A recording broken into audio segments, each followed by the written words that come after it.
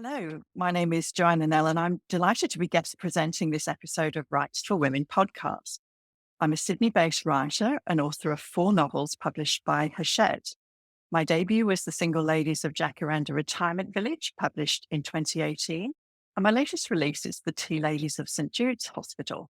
And like my guest today, I'm also a doctor.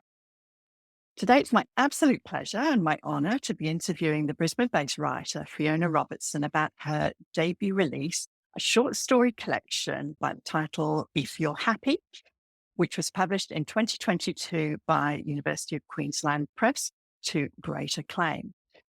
But before I start chatting to Fiona, let me tell you a little bit about her.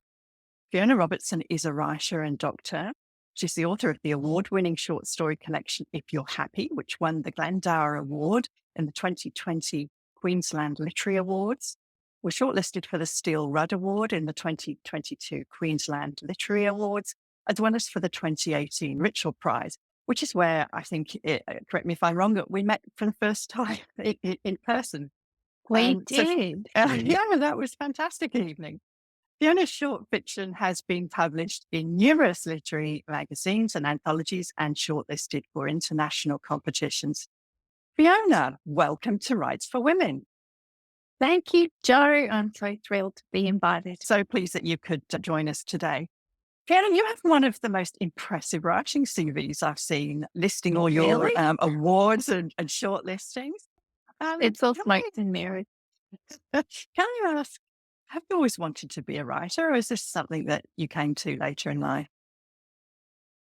I think I was always a big reader because I was an only child till I was 8.5. So I read a lot of books. And I remember as a child attempting to writing a few poems, attempting to write a novel in the style of Judy Blume, which didn't go very well. But then you know what it's like. You get busy with life, high school, you're so busy, your university, work. So it really wasn't till my kids were small and I was at home more and had time to reflect that I started writing. Probably also by that stage had some life experience and some maturity as well. I like to think so. This is the craft of writing episode. And when Pam invited me to be a guest presenter on the podcast, I knew instantly that it was you I wanted to interview. Because I was only a great admirer of your work, but I also don't think there's been an episode purely devoted to discussing short story writing. And this is a genre, I think we can call it a genre that is very close to my heart, since that's how I started my own career, by writing short stories. And there's so much to talk about, but let's just jump in at the beginning and perhaps start with defining what is a short story. Anton Chekhov said that a short story should feel like drinking a shot of vodka. And Stephen King likened it to a kiss in the dark from a stranger, which, depending on your point of view, could either be counted as absolutely thrilling or a terrible physical assault, I suppose. Anyone who's ever tried to write a really good short story knows it's not easy. So Fiona, in your mind, what is a short story? And, or perhaps if it's easier, what do you think makes a good short story? I think that is a really difficult question to answer because I think it's so subjective in terms of what is a good short story.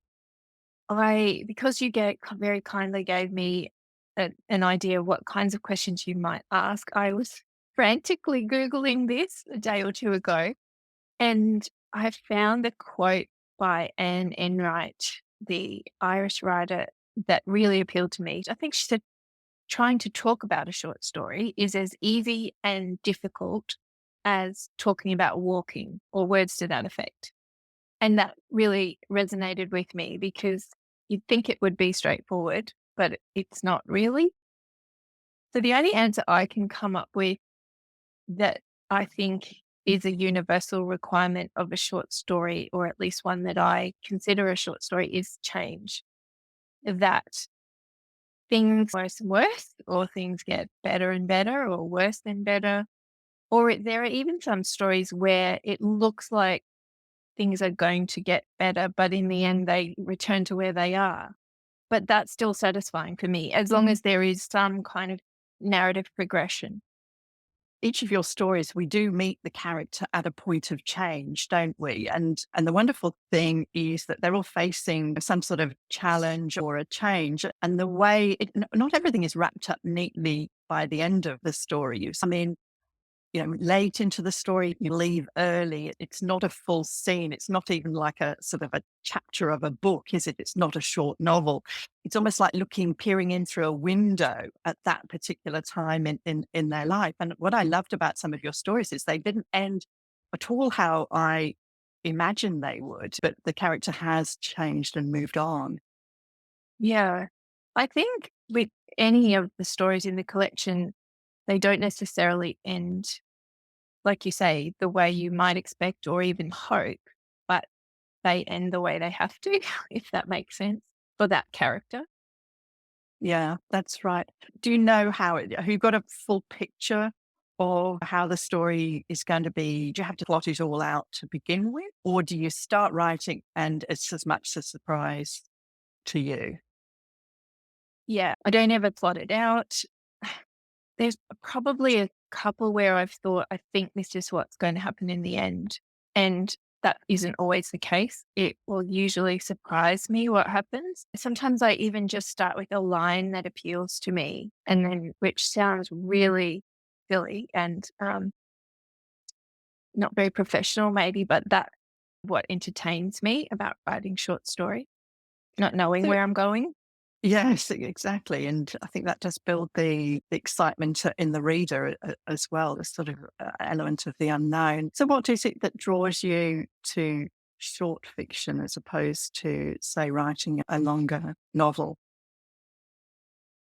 I think initially as a beginner writer, it seemed achievable to write a short story as opposed to a novel you've never written before. Oh, I'll write a novel, which some people can do. But for me, I think the short story seemed like achievable. And also you get that gratification sooner. I think I wanted to have the feeling of having completed something. So that was part of it.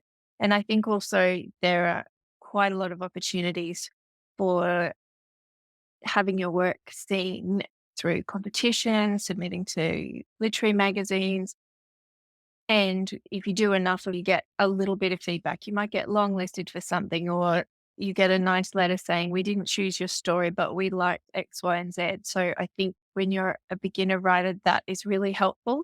Whereas if the first thing I'd done was write a novel, I might have had 2 years of having no idea if I was any good at what I was trying to do. Absolutely. Yes, you say that there is that sort of almost instant feedback and entering competitions. There's really nothing to lose, is there, by entering your stories for No, competitions? as once you start getting over the wounded pride issue, then no. I think initially when I sent things off, that it really hurt getting rejected. I didn't realize that was all part and parcel, and even the best writers still sometimes get rejected. I didn't understand that at all, but it's I soon did. And so, yeah, I just learned, okay, it's a numbers game. You just got to keep sending them out and sending them out. Comes back, look it over, improve what you can, send it out again. So, Exactly. yeah. Yeah. So how many drafts would you say of a story, or how long would it take you to write a story from the sort of first idea through to something that you were happy to submit to a competition? I guess that would have varied. Like when I first started and I was not as good, I probably didn't, I would send them out too soon, basically. These days, I would very rarely write something and send it out in under 6 months because it needs to sit. I need to come back to it with fresh eyes. My writing group will usually have a look at it and give me feedback, and then I need to work through their suggestions. So, yeah, it takes longer the more I realize I have to improve. Yeah, Yes, that's right. I've noticed that there seems to be that short stories are enjoying something of a renaissance at the moment. There's certainly been a proliferation of short story competitions springing up. And short story collections are growing in popularity amongst readers, and thankfully, publishers are recognizing this and jumping on as well. But it's not just readers. I get the impression that writers are turning to short stories to sharpen or extend their writing skills as well. And there was a book that came out a couple of years ago, the George Saunders book, A Swim in a Pond in the Rain, in which oh, he did a yes. deep dive into seven Yeah. short stories by some of the great Russian writers like Chekhov and Tolstoy. And I gave a copy of that to each of my writing groups. So why the sort of renewed interest in the genre, do you think, Fiona?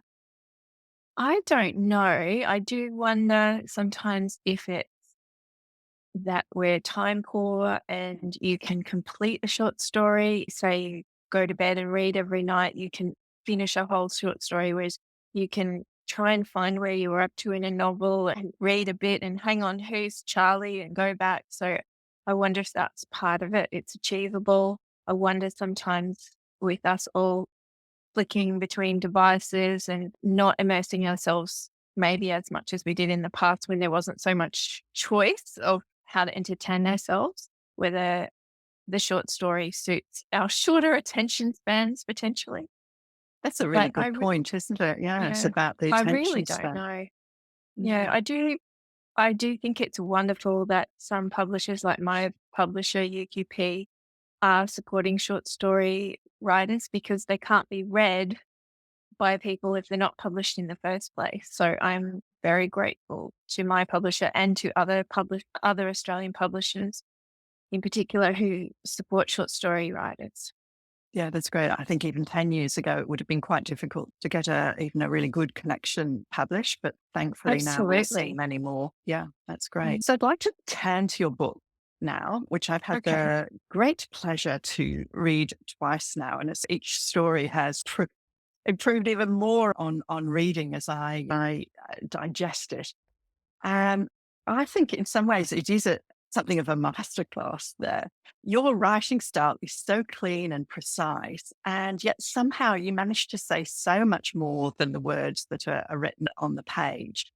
And I think you also manage to showcase your extraordinary versatility as a writer, part exploring point of view and tense. You've written stories in first person, in third person point of view. You've written some in past tense, some in present tense. Snowfall, one of the stories, has 3 points of view. And One Sunday Afternoon, which is a story about an Afghanistan vet, is written in alternating present day and flashbacks. And you even managed to pull off that unicorn for writers, which is a successful story in second person, which is the story about the young man who breaks into a building. And also setting the stories range from being set in North America to Thailand, there's Edinburgh and Scotland to Christchurch, New Zealand. And also in tone, Fiona, the opening story, Tempest, is set in the middle of a tornado in Texas, and you really get that sense of sea and danger. But you also have the quiet and incredibly moving story of an elderly couple in Birthday Wishes. And I'm wondering if one of the advantages of writing short stories is that you can experiment with these different sort of writing styles and voices. Yes, definitely. I think that's another appeal that you can play because you don't have so much at stake. You can think, oh, I'll just try this because to write a first draft, at least, of a short story isn't going to take you years or months and months. And you can get a feeling of whether it's likely to work or not. So, absolutely. Yeah, that's a real joy for me is mucking around, trying different genres, even depending what sort of captures my attention. Yeah, yeah. Do you know the way what's going to work for a particular story? Do you start out instinctively in a third person past tense, or do you just get a feeling for what's going to work for that particular story? I think mostly I do have a bit of a feel for it. There might be one story that started out in third person and switched to first. I certainly know I can remember the story about the second wife in the fundamental Latter-day Mm. Saints community, that story, Sweet Bountiful. That started, I think, as third person and it wasn't alive. I really needed to get into the head of the second wife. So that story I switched fairly quickly. But I think mostly it is just a feel. Whether I want the story to be quite immediate and breathy or whether it's a reflective story in terms of present tense, past tense. So Mm. the only one that I thought, oh, I'm just going to, actually, there's a couple that I thought I'm going to muck around. Second person one. I deliberately chose second person. But I think even then I thought this is going to get the reader right in the head of a young teenage boy. So even though I set out to write a second person story, I think it was hopefully the right choice for that story. I think it And definitely wasn't it. Yeah, really well. and then another story that I do think it came quite organically because I wanted to showcase a few different characters is the one, and you may ask yourself where it circles the first character you read about. It's in their point of view, it circles back to their point of view. And that was really fun to do and to showcase a few different characters. I think this is one of the joys of a short story as opposed to a novel, really, where you are stuck in either Yeah. third person or first person, present or past tense. That not that it gets boring, but that you can keep the writing fresh and keep the interest in writing as well, because that's sustaining that through a sort of 80, 90,000 word Oh, novel yeah. can be a challenge. Yeah. And I think it's pretty hard to write a novel in second person, for example. I think it can get almost claustrophobic for the reader. Whereas if it's just a short story, I think the reader is more able to deal with second person. Yeah, no, that's great. I then I read somewhere that you once said that tension is more important than drama. I thought that was a really interesting question. What can you explain the difference? Oh gosh, I actually stole that from a workshop with Claire Keegan, the Irish writer. And that really struck me because I thought, yes, that's so true that tension is about upping the stake, making the reader uncomfortable in a good way. Drama is the events themselves, which may or may not increase the tension. Drama is there's an explosion, one car crashed into another car, but you may care a lot more about the way your mother raises her eyebrow slowly at you when you say something than two cars colliding. You know, the tension is more important than the drama.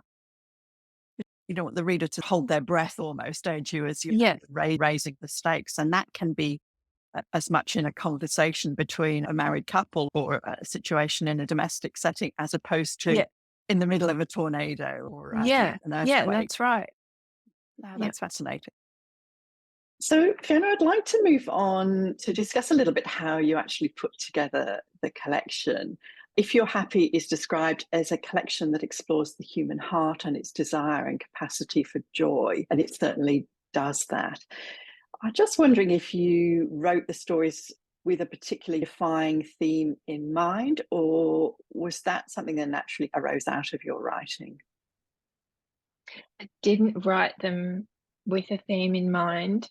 At one point, when I noticed that I'd written quite a few stories that had natural disasters or wild weather events, I thought, oh, that could be when I was maybe midway through writing what I've now written. I thought that could be a unifying theme. I should start writing stories specifically with that in mind. And that just killed my creativity. I thought, I can't do that. I have to write what I want to write. And so, looking back on what I'd written when I was trying to put together a submission for the Queensland Literary Awards, basically it came down to what's decent, which stories do I think are decent. And I noticed the theme of people who are a bit lonely, people who feel like outsiders, people who are unhappy in some way and trying to work out what to do with that, how to alleviate their loneliness or their unhappiness. And of course, the wild weather events and natural disasters are still sprinkled throughout there as well.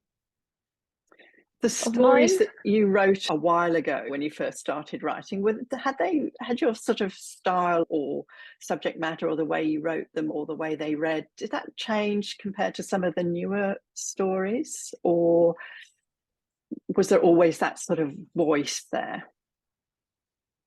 I think the voice was similar, but the oldest story in the collection from when they were accepted by UQP was probably only about 5 years.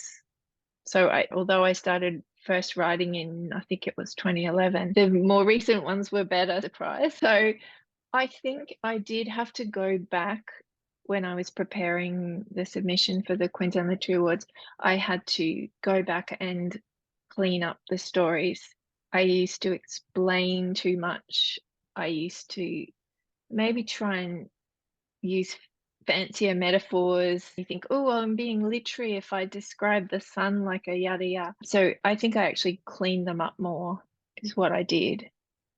No, and I think that is what came through as well. It seems to be very well edited, obviously by you with your fresh eye reading some of those older stories. But how was the editing process with the publisher? Was there much input into the layout of the book and how the stories worked in order, actually polishing some of the stories themselves? Yeah, so I had my editor and my publisher both read the collection and gave me feedback. The biggest changes were probably there were a couple of stories where the ending wasn't quite strong enough. So they let me know and I agreed and reworked those. And then little changes in the story about the Afghanistan flicks between present time and what he's experienced in Afghanistan. Structurally stopping the flipping. I had a story where you flipped rather quickly between the two and they suggested bringing that together. So those kinds of changes were really helpful. And then story order, because I'm a little bit obsessional, my publisher Aviva Tuffield said, have you thought about story order? And I said, oh, and I had this document with color coded for male, female, main protagonist, location, a quick summary of the topics, and I'd come up with an order that I hoped the reader wouldn't read 3 stories all set in the same place or 4 stories all with an older female protagonist or whatever. And then my editor and publisher both made a couple of suggestions, just switching 1 or 2 around, but it basically was similar to that order. What sort of word length were they? Are they all of a similar word They count? range. I think the shortest one's about 1,500 words, and the longest is just a fraction over 4,000 words. But I tend to have this spot around 2,500 words where a lot of my stories will sit.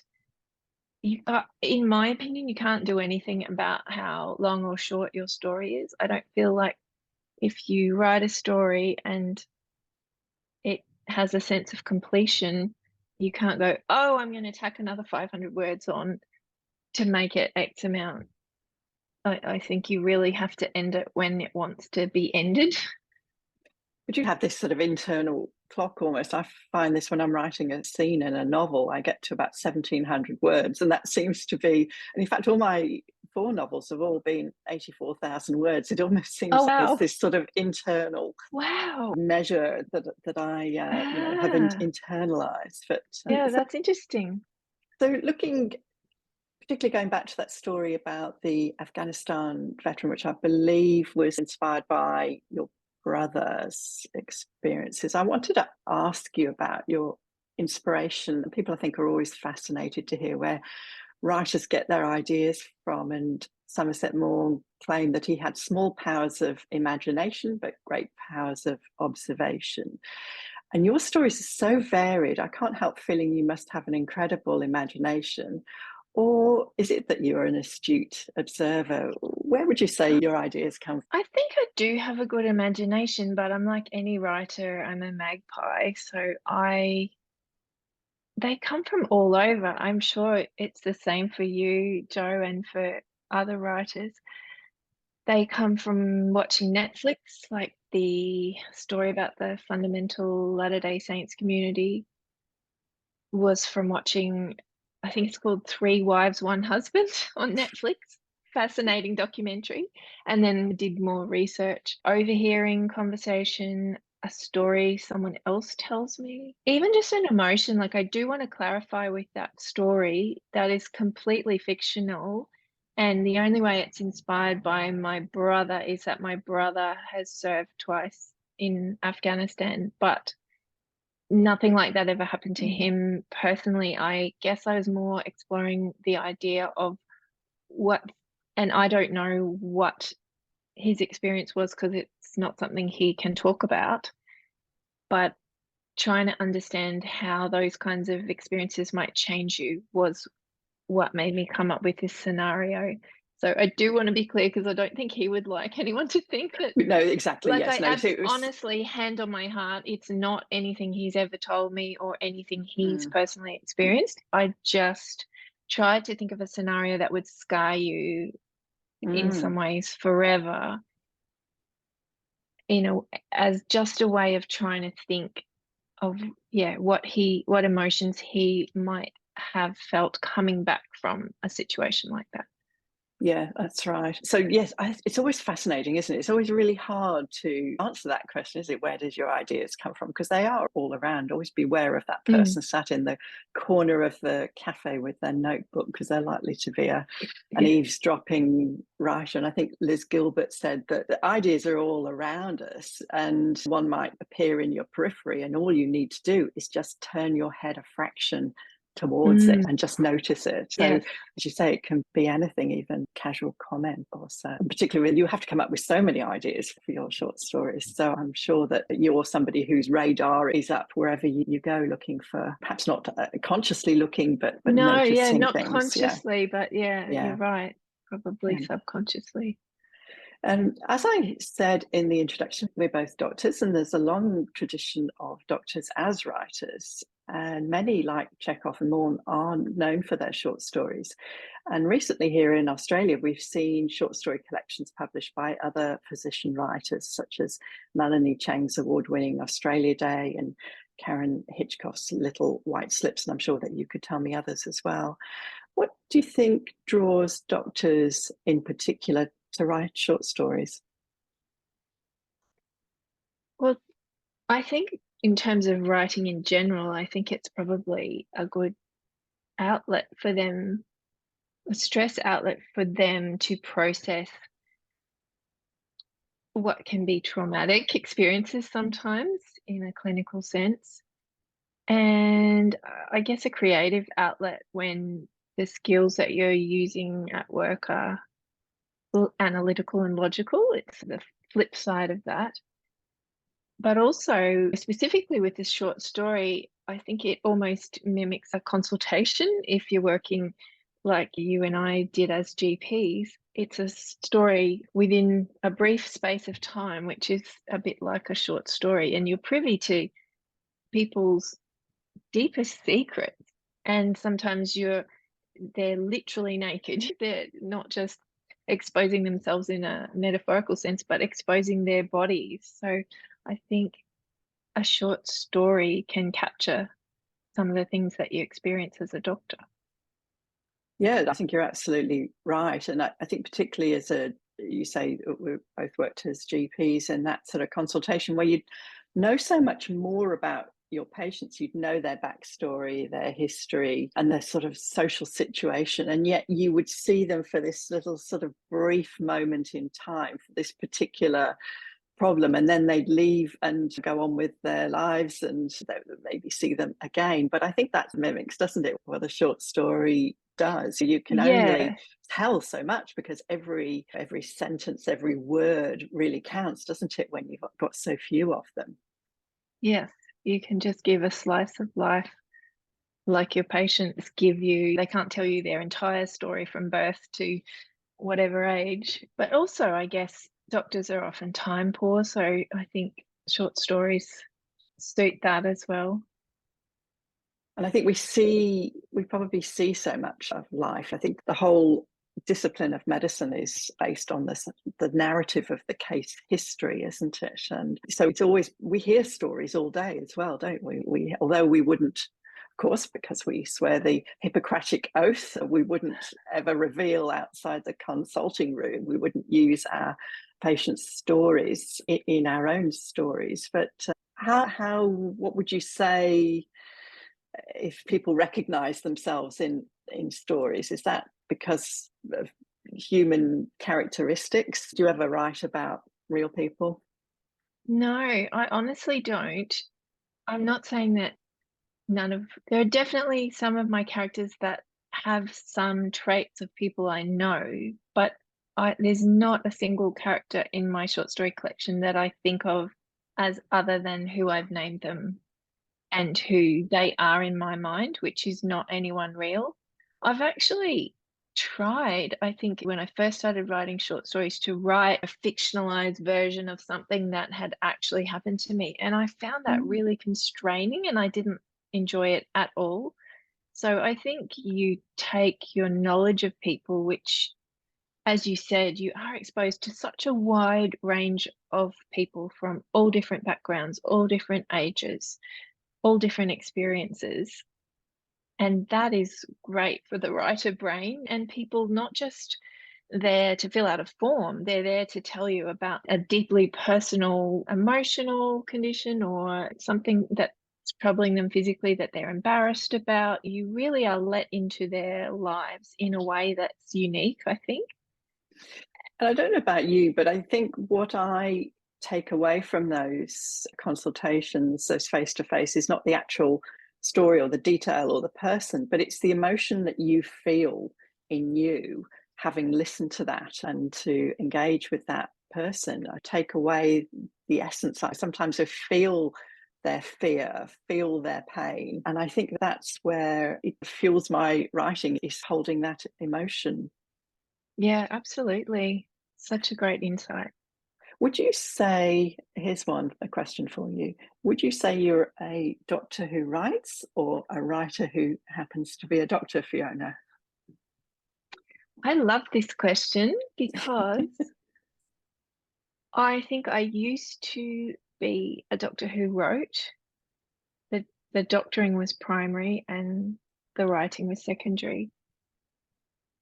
But it's become increasingly important. And as you changed my work to more readily accommodate writing in 2014, I'd say having made that change, made the change in my brain that I am a writer who is also a doctor rather than the other way around.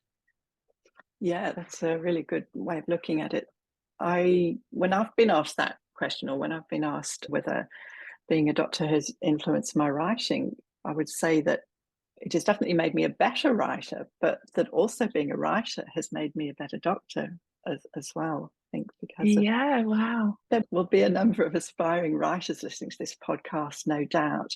And you've been so generous with your time and advice, but I'm wondering if there's any other advice regarding short story writing specifically that you might be able to offer up, tips that you've come through experience or things that you've learned from mistakes. Any advice, Fiona?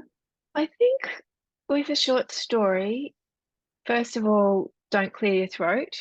That's something that I still have to be aware of. Get into the story. Don't spend 5 paragraphs before action occurs. I think it it needs to be honest and true. You can't try and be Ernest Hemingway or another writer that you admire, which is not to say that you can't try to emulate some of the things that you love best with them, but I think you have to be who you are as a writer and not try and show off or impress people, just tell the story in your voice.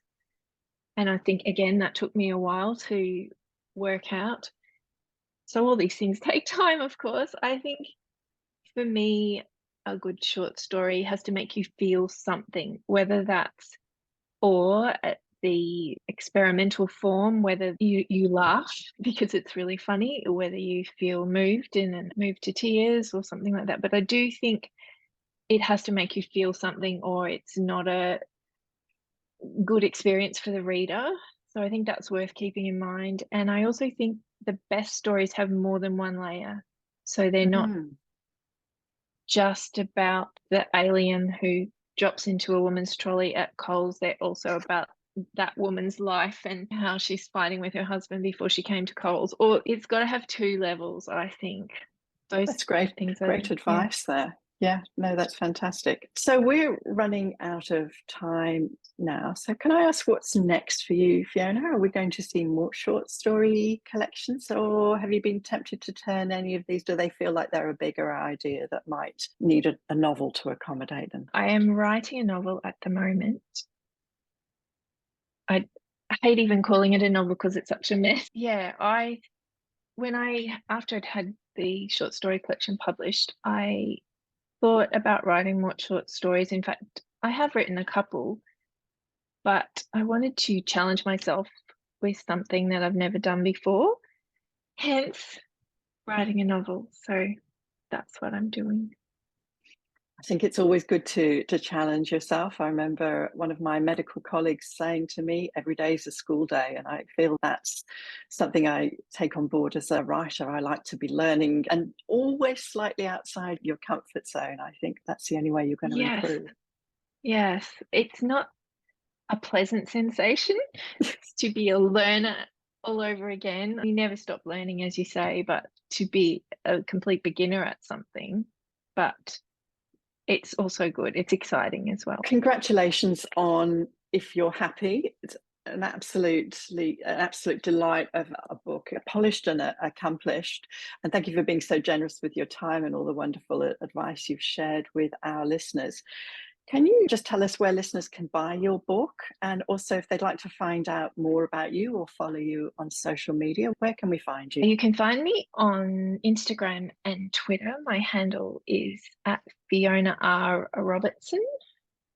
And I do have a website, which is FionaHRobertson.com, just to be confusing. The book, Brisbane readers can buy it at my favourite independent bookstores, Avid Reader, Riverbend, and Books at Stones. And I believe it is available in some Dimmick stores as well and other bookstores. It's online, of course, at Booktopia and other online stores. There's Kindle versions. You can buy it through the UQP website if you want to. And yeah, I think those are the places to go. Fantastic. I do hope that we see much more of you in the future. Congratulations once again, and thank you very much for joining us. Thank you so much, Jo.